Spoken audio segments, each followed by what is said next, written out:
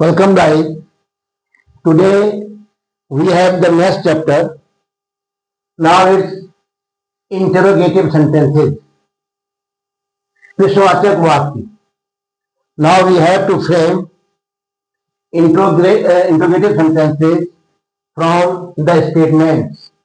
Statements affirmative भी हो सकते हैं, statements नेगेटिव भी हो सकते हैं. तो अफर्मेटिव और नेगेटिव सेंटेंसेस का interrogative banana. He is a lawyer, he is not a lawyer, दोनों सेंटेंस क्या है? स्टेटमेंट है. अगर मैं कहता हूं ही इज ए लॉयर, ये अफर्मेटिव हो गया. अगर मैं कहता हूं he is not a lawyer, ये नेगेटिव हो गया. तो इस दोनों वाक्यों का प्रश्नवाचक बनाया जा सकता है. He is a lawyer, is he a lawyer, क्या वो एक वकील है? अब मैंने कहा था he is not a lawyer, वो एक वकील नहीं है, तो हम ऐसे भी कह सकते हैं क्या वो एक वकील नहीं है? Is he not a lawyer, is he not a lawyer. तो ऐसे इसलिए हमने यहाँ पर अफर्मेटिव नहीं लिखा.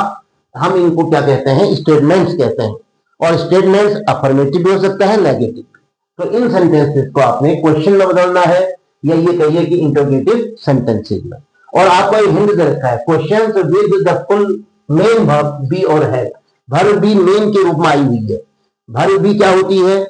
Is, am, are, was, were, ये वर्ब बी है. और वर्ब हैव भी मेन वर्ब के रूप में आई है. हैव क्या होती है? Has, have, have. जैसे हमने कहा he has a pen, she has a car, तो हैज क्या होगी? मुख्य क्रिया के रूप में आई है, मेन वर्ब के रूप में. तो ये सेंटेंस का आपको इंटरोगेटिव तैयार करना है. ऐसे ही हैव का, I have a house, I have a car, I have a pen, I have a book. ऐसे ही हैड का पास्ट में he had a ball, he had a pen, he had a house.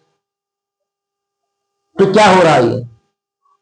सब has, have, had स्वतंत्र verb के रूप में आई है. ऐसे वर्ब भी is, am, are, was, were स्वतंत्र वर्ब के रूप में आई है. तो ऐसे सेंटेंसेस को आप कैसे इंटरोगेटिव बनाओगे?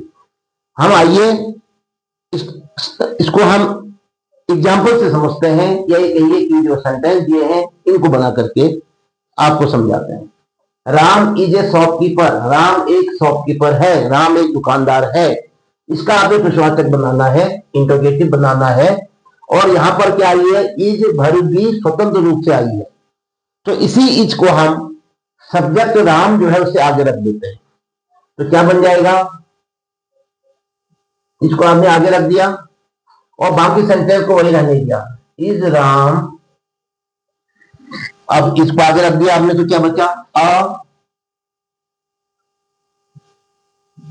Shopkeeper. Is Ram a shopkeeper, क्या राम एक शॉपकीपर है? और अंत में क्या आएगा? Question mark. देखिए ऐसे सेंटेंसेस को हम क्या कहते हैं? डायरेक्ट क्वेश्चन कहते हैं. और इनका उत्तर यस या नो में आता है. अगर मैं पूछूं इज राम ए शॉपकीपर, उत्तर मिलेगा राम इज ए शॉपकीपर.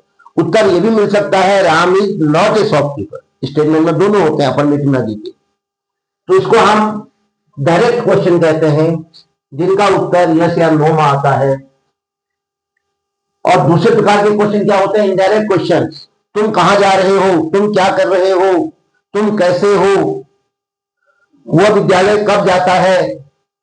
उसने फुटबॉल कब खेला? वो कहां रहता है? क्या हो रहा बीच में? क्या, क्यों, कब, कहां, कैसे, कितने, किस प्रकार, ये शब्द आ रहे हैं. ये क्या है? क्वेश्चन वर्ड है, जिसको हम WH वर्ड कहते हैं. तो इनसे हम जब प्रश्नवाचक वाक्य बनाते हैं, तो ऐसे सेंटेंसेस को या ऐसे इंटरोगेटिव सेंटेंसेस को हम डायरेक्ट इनडायरेक्ट क्वेश्चंस कहते हैं. क्या कहते हैं इनको? इनडायरेक्ट. किससे शुरू होते हैं? ये WH वर्ड से शुरू होता है, या कहो क्वेश्चन वर्ड से शुरू होता है. क्या है question word? What, which, why, where, how many, how much, how. तो इस प्रकार के अब हम तो यहां अभी तो हम क्या कर रहे हैं? केवल डायरेक्ट क्वेश्चन जिसका उत्तर यस या नो में आता है, उनको इंटरोगेटिव बनाना सीख रहे हैं. और हर इंटरोगेटिव सेंटेंस के लास्ट में मार्क ऑफ इंटरोगेशन लिखा जाता है या रखा जाता है. अब देखिए sentence number 2, the soldiers were brave. सिपाही, सैनिक, बहादुर थे। क्या है? वेर। वेर क्या है? Verb B. और वेर क्या है? स्वतंत्र रूप में आई हुई है। कहीं पर भी वर्ब बी अगर स्वतंत्र रूप से आए या फिर ऑक्सिलरी वर्ब के रूप में आए, सहायक क्रिया के रूप में, हेल्पिंग वर्ब के रूप में, तब भी हम उसका इंटीग्रेटिव जब बनाएंगे उसी वर्ब बी को उठाएंगे और सब्जेक्ट से पहले रख देंगे। क्या बन जाएगा? क्या सैनिक बहादुर थे? क्या सैनिक बहादुर थे? तो क्या कहा आपने? वेर को आगे रखो, वेर को आगे रख दिया। अब नाउन लिखो। सब्जेक्ट क्या है? The soldiers. Were the soldiers, इसका एडजेक्टिव, इसका जो ऑब्जेक्ट है ब्रेव, और mark of interrogation. She is a doctor, वह एक डॉक्टर है। She is a doctor. क्या आया है इसमें? स्टेटमेंट में नॉट नहीं आया हुआ है, बल्कि क्या है? इज आया है। She is a doctor. तो क्या होगा बताइए? सी इज ए डॉक्टर में नेगेटिव बनाओ इसका। इसके बाद नेगेटिव नहीं बनाना है, इंटरोगेटिव बनाना है। तो इसको उठाओ, सब्जेक्ट से पहले रख दो। क्या वह एक डॉक्टर है? तो क्या बनेगा? इसको आगे रख दो।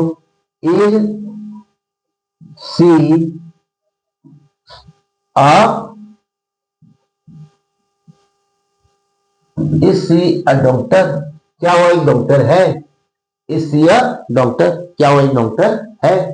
Next, Radha was not tall, Radha लंबी नहीं थी। Radha was not tall, Radha लंबी नहीं थी। अब ये देखो, स्टेटमेंट होने की वजह से ये वाक्य नेगेटिव है, नेगेटिव भी आ सकता है, इसका इंटरोगेटिव बनाना है। नॉट को रहने देंगे और ये जो वर्ब बी है वॉज, इसको राधा से आगे रख देंगे। राधा सब्जेक्ट है, तो क्या बनेगा?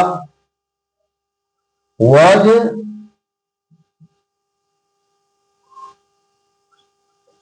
Radha not toll? Question mark. Was Radha not toll, क्या राधा लंबी नहीं थी? Was Radha not toll. Mohan has a cow, yes, Mohan के पास एक गाय है। देखो ये है शब्द जो है वर्ब हैव का रूप है। Has, have, had. हैज है प्रेजेंट में, हैड पास्ट में। तो मोहन के पास है काउ है। अगर ये परफेक्ट के साथ भी अगर आएगा, परफेक्ट टेंस में थर्ड फॉर्म के साथ, तब भी ये वर्ब हैव कहलाएगा, हेल्पिंग वर्ब के रूप में आएगा। यहां कैसे आया है? इंडिपेंडेंट आया है एज ए मेन वर्ब। तो तब भी, और अगर ऑक्सिलरी वर्ब के रूप में आए, हेल्पिंग वर्ब के रूप में आए, तो भी हम इसको सब्जेक्ट से पहले रखते हैं जब हमें इंटरोगेटिव सेंटेंस बनाना होता है। तो क्या कहोगे? हैज मोहन, क्या हो जाएगा? हैज को आगे रखोगे तो एच कैपिटल करना पड़ेगा। Has Mohan a cow? Question mark. Has Mohan a cow? क्या मोहन के पास एक गाय है? You have a big house, आपके पास एक बड़ा मकान है। या आप कह सकते हो you have not a big house, तब भी हो सकता था। तो क्या कहा आपने? You have a big house, क्या बनेगा? ये हैव को उठाओगे और यू से पहले रख दोगे तो क्या बनेगा sentence? Have you a big house? Question mark. क्या आपके पास एक बड़ा मकान है? Yes, he had a dog, उसके पास एक कुत्ता था। उसके पास एक कुत्ता था। तो क्या बना? ये हैड आ गया पास्ट में, था, इसी हैड को उठाएंगे, ही से आगे रख देंगे। क्या उसके पास एक कुत्ता था? तो क्या बना? Had he a dog, mark of interrogation, question mark. Next क्या दिया है? दे वेर प्लेयर्स, वे खिलाड़ी थे, तो क्या हो जाएगा, वेयर आया है, क्या वे खिलाड़ी थे। इस वेयर को उठाएंगे, भर दी है, इसको दे से पहले रख दो।